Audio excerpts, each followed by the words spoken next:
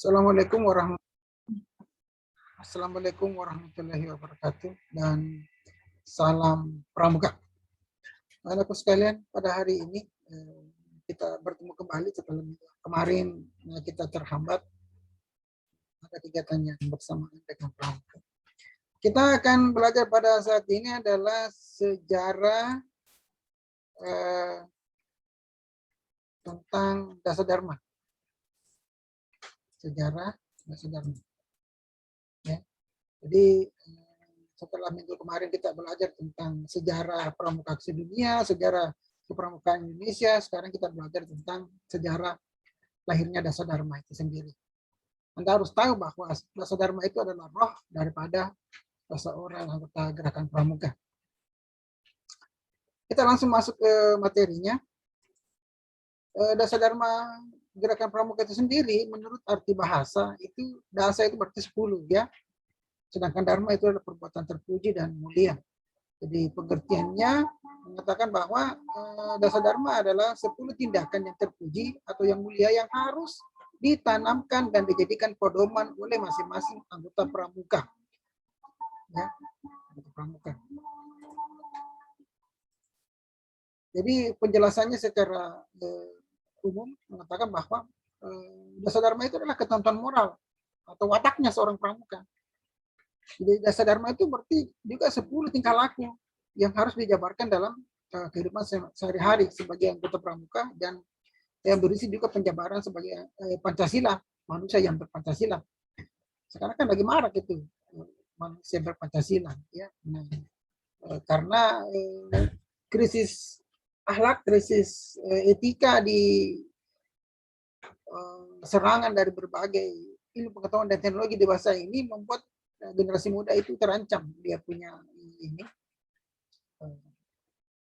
karakteristik karakter ya, sehingga pramuka adalah dipilih untuk meminimalisir atau menstabilkan kembali karakter pemuda tadi yang terkikis oleh ilmu pengetahuan dan teknologi. Dan jadi kalau kita sebagai anggota pramuka, dasa dharma itu nanti kita harus mengerti, menghayati dan mengamalkannya dalam kehidupan sehari-hari. Dan ini nanti akan kita jabarkan pada minggu yang akan datang tentang amalan-amalan apa yang penting dalam kehidupan sehari-hari sebagai anggota gerakan pramuka, pengamalan dari dasa dharma tadi. Jadi sejarah dasa dharma, sebenarnya dasa dharma itu tidak diciptakan oleh satu orang saja. Ya, saya sudah membuka beberapa literatur itu tidak ada satupun yang mengisyaratkan atau menyebutkan nama orang gitu di dalamnya, yang siapakah sebenarnya yang pencetus dasa dharma tersebut. Jadi ini diciptakan oleh beberapa orang ya, yang dibuat dalam bersama-sama menghasilkan sebuah gagasan. Proses terbentuknya dasa dharma itu sejalan dengan perjuangan bangsa Indonesia. Ya, sebagaimana kita tahu, kita belajar kemarin tentang pembentukan sejarah pramuka Indonesia itu ada Ki Haji Salim, ada Sri Sultan Hamengkubuwono, sebagai Bapak Pandu Indonesia. Mungkin ya berperan dalam hal ini. Jadi dasa dharma itu sendiri mengalami 4 kali perubahan sampai sekarang ya. Perubahan yang pertama, rumusan dasa dharma yang pertama itu berlaku antara tahun 1991 sampai tahun 1992. Alhamdulillah pada saat itu saya belum lahir. Ya, jadi dituangkan dalam sebuah Kepres RI, keputusan Presiden Indonesia nomor 238 tahun 1961. Di situ rumusan ini dibuat oleh Panitia 5. Nama Panitia 5. Nah, saya tidak tahu siapa nama Panitia 5 itu. Saya buka literatur, tidak ada yang menyebutkan nama siapa itu juga. Pada saat itu dihasilkan 10 dasa dharma. Yang pertama, pramuka tidak penting percaya, pramuka itu setia, pramuka sopan, dan seterusnya sampai yang ke-10, pramuka itu suci dalam pikiran, perkataan, dan perbuatan. Ini mirip-mirip ya, rumusan dasa dharma yang pertama dengan dasa dharma yang sekarang. Kita pindah ke rumusan dasa dharma yang kedua pada tahun 1966 sampai tahun 1974.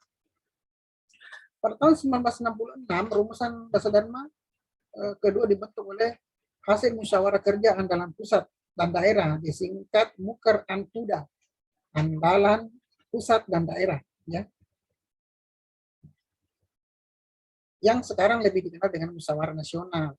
Ya. Dulu itu namanya bukan musyawarah nasional gerakan pramuka, tapi musyawarah kerja Anpuda, Muker Anpuda, dihadiri oleh utusan-utusan dari pusat, andalan pusat dan andalan-andalan daerah.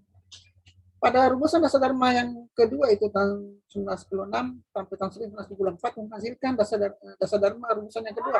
Ada juga 10, tapi panjang ini. Yang pertama, kami Pramuka Indonesia bertakwa kepada Maha Esa.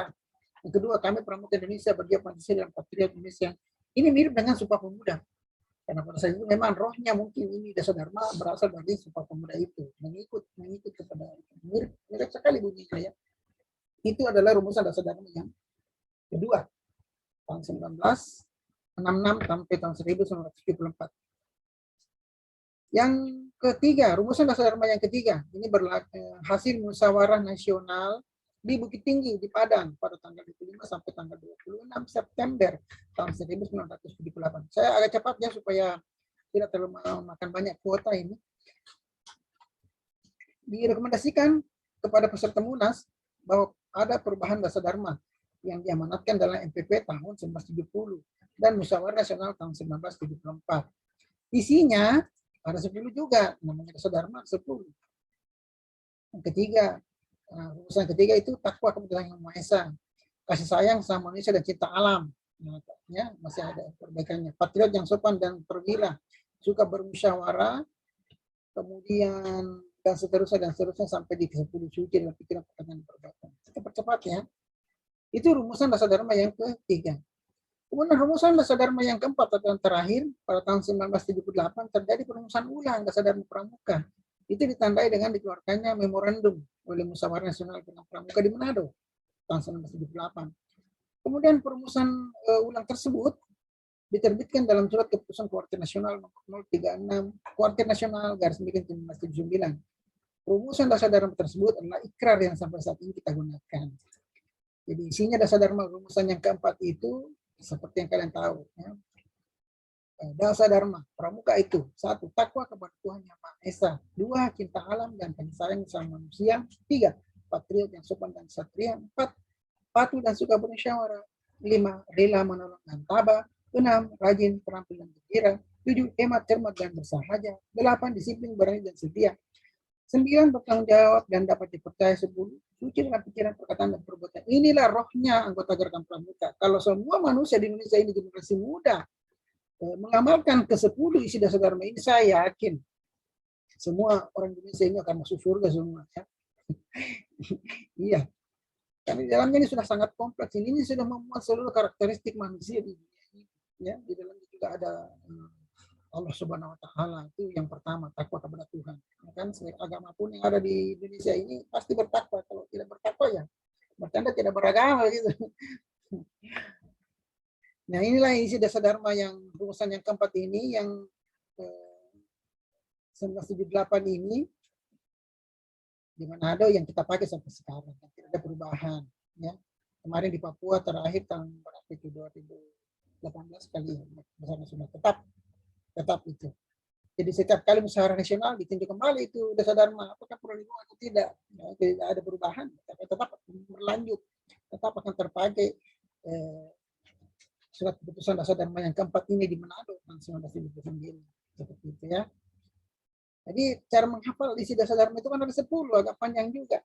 Kalau saya dulu masih SMP, saya hafal mati ini. Tapi saya ikut SMP itu saya masih ikut Forseka, Pekan Olahraga Seni Pramuka, Seni dan Pekan Olahraga Seni dan Pramuka Kabupaten Cana di Kabupaten saya, Kabupaten Bajo. Jadi cara menghafalnya itu karena dia ada 10, ini ta, ci, pat, parera, hidup bersih, ta, cinta alam, ci, ya, patriot.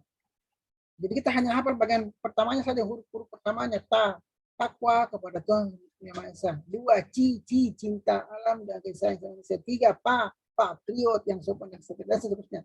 Itu cara menghafalnya. Jadi kita hanya hafal bagian huruf pertamanya setiap nomor. Ta, ci, pat, parera, hidup bersih. Yang terakhir itu suci dalam pikiran, perkataan, dan perbuatan yang 10. Ya. Atau bisa juga membaca dasar dharma itu secara berulang-ulang sehingga teringat di dalam pikiran kita, akhirnya terpatri dipaku mati di dalam otak itu atau mendengarkan dengan seksama pada saat pembacaan dasar dharma dan pada saat apel atau upacara, atau ikut melafalkannya dalam hati. Atau rajin berlatih supaya kita bisa menghafal dasar dharma itu. Atau melafalkannya dasar dharma dan meminta seorang teman kita untuk mengoreksi kesalahan. Yang keenam, memahami isi dari masing-masing kalimat.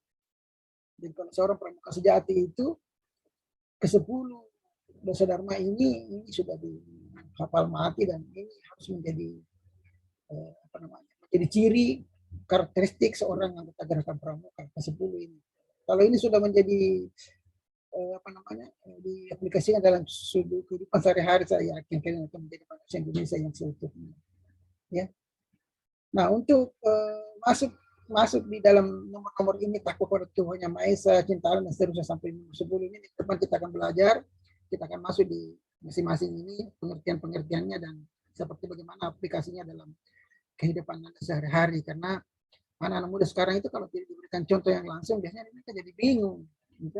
Ya, harus diperlihatkan contoh yang sebenarnya, sehingga mereka jadi mengerti bahwa oh seperti ini maknanya, seperti ini aplikasinya, seperti ini yang harus dilakukan. Ya. Itu adik-adik sekalian. Adik-adik kan kita pramuka, bukan anak-anak sekalian. Kalau di pendidikan jasmani kalian boleh panggil saya Pak Mahmud, tapi kalau di pramuka kalian harus panggil saya Kak Mahmud. Kalau di saya di pramuka waktu masih perguruan tinggi, saya dipanggil Kak Mahkot. Mahkot itu Mahmud Kota. Seperti itu. Ada Ibunda Hesti, ya kalian boleh panggil Bunda Hesti, kalian juga boleh panggil Kak Hesti, seperti itu. Baik, untuk anakku sekalian, tugas kelas 10, kelas 11, dan kelas 12. Ini tugas kalian, ini menulis dengan singkat sejarah lahirnya dasar dharma.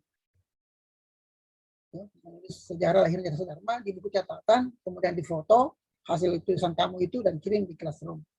Jangan lupa like dan subscribe channel kita ini, ya. Screenshotnya dikirim juga ke classroom. Bagi yang sudah subscribe, kirim juga bukti screenshotnya. Apa-apa kan? Kalau sudah subscribe itu berarti di situ tulisan merah sudah berubah menjadi tulisan abu-abu sedikit, ya, tidak terang merah, sudah menjadi warna abu-abu kalau sudah subscribe channel kita. Ini channel kita bersama di sana, seperti itu sekalian, ya. Nah, sekian dan terima kasih. Salam pramuka. Yang itulah materi kita untuk minggu ini. Insyaallah minggu depan kita akan lanjutkan lagi dengan materi yang tetap sama dasar dharma, tapi aplikasinya dalam kehidupan sehari-hari. Terima kasih, sampai jumpa minggu depan. Salam pramuka.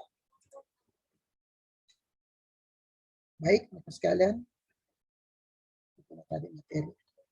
Terima kasih atas perhatiannya. Assalamualaikum warahmatullahi wabarakatuh.